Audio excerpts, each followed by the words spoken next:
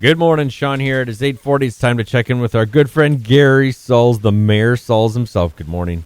Morning, Sean. How are you? I'm good. You? Another day in paradise, Gary. Another day. Won't you be my neighbor, Gary? You want me to move up there, or you're going to move to my neighborhood? Well, you know, there's something nice about your neighborhood, although the traffic's a little heavy right now. Just a bit. A little bit. So, Gary, I did have one more of a discussion-y question about water for you. Okay. And it might be an idea. So, a neighbor of mine had a thought or a concept about the watering program, because it's on odd days and even days for based on your address. Right. But this person is a frequent gardener. You know, those things are important to them. Some people, you know, don't even water their lawn. They don't care. Others do. So they noted that on days that it's the 31st, right, they don't get to because of their address. So then that might mean they don't get to for 3 days, but then the odds would get to do it potentially, you know, several in a row.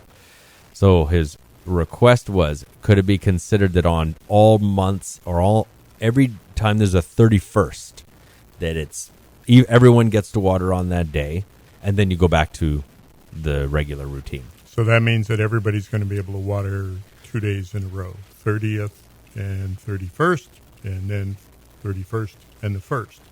That's basically what would end up happening. And it kind of is doing that with right now, I suppose, but only on odd days. On odd days. Yeah. Yeah. So that'd be May, July, and August, basically. There'd be 3 days. Okay. So we could probably talk about that. Everyone can still hand water. So you look at it, if you've got your programming set for your automatic sprinkler system, you can set to miss those days or hit those days or whatever. If it's a big concern, you know, we could look at that. From my perspective, everybody gets a chance to hand water anyway, so if you're going to be doing your garden, that sort of thing, you could still get some water on the 31st. If you're an even number. And if you're, you know, the odd number, then yeah, you're going to get 2 days in a row. So let me talk to staff and see if it's that emergent, and if so, then we can make some adjustments. I mean, I assume it's based on if every single person watered their lawn and on odd, and every single person watered their lawn on even, but I can't imagine that.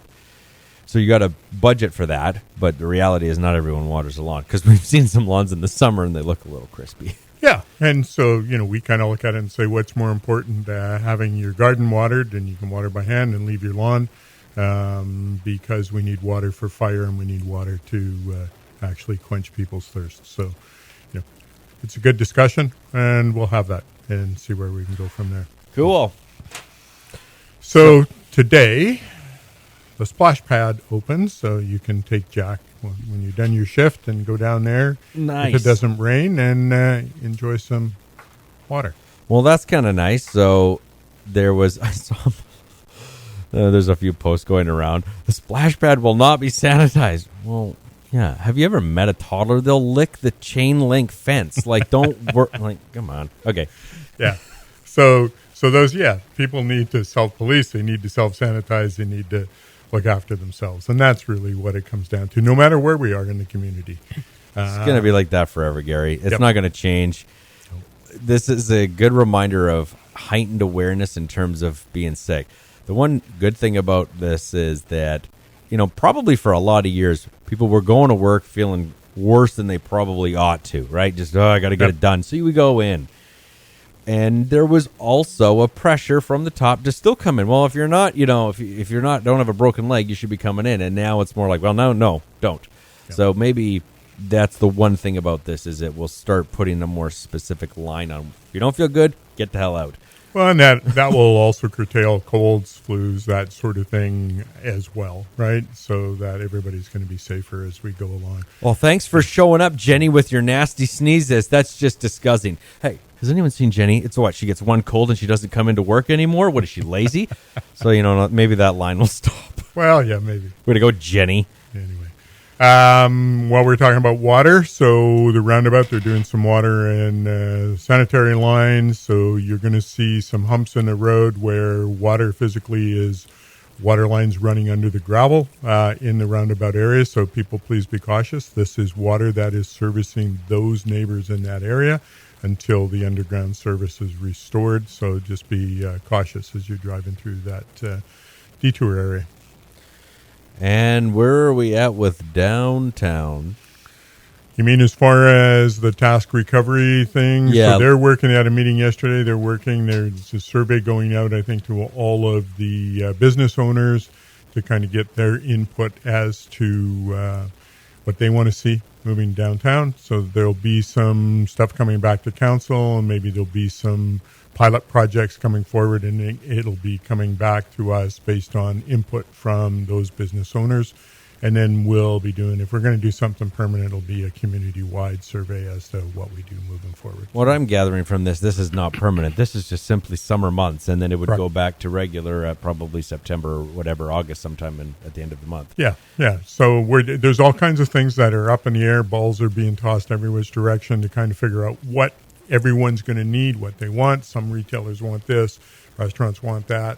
So let's look at the whole and see what's going to be best for everybody. And we'll do some pilot projects. So basically we can say, hey, maybe we're going to be closed for a time period on Friday and Saturday nights or whatever. And it will be dependent on what the feedback is from the downtown community to get those businesses up and running. Yeah, one of the retailers told me that we already know what it's like to leave it as is.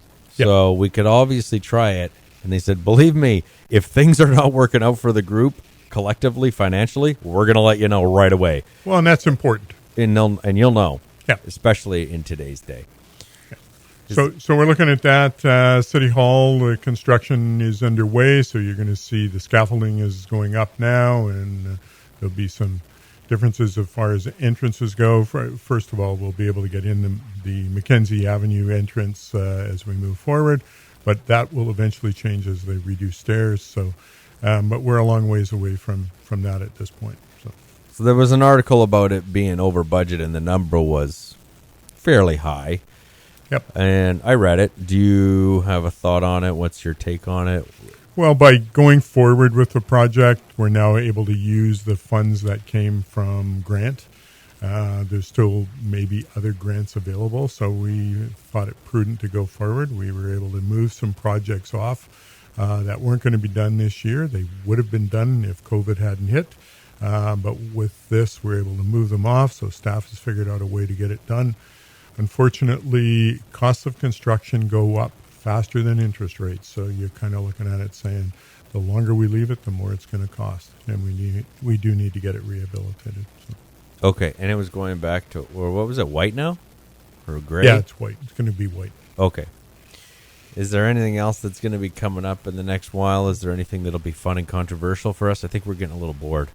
Well, let's see what we can figure out for you, and we can. It's Revelstoke. We can make up a rumor if you want. Whatever works for you, Sean. Okay, sounds good. It's just good for media, right? It's just good to talk about, right? We need talking points now. There we go. Well, we'll work through something as we go through summer. As we're starting the summer season now, we had that beautiful day yesterday. Let's hope we get more of those. Provincial government's now talking about maybe phase 3 in the next few weeks, so we'll be looking at that because that may be travel across Canada, those sorts of things opening up. So they're just trying to put that in the works, and we should have an announcement next week, I believe, moving forward. So. Well, they so far seem like it's a positive chance, but not necessarily a guaranteed. No, and we need to continue to be diligent, and as long as we're seeing the numbers stay low, then I think it's going to be a positive as we move forward. So.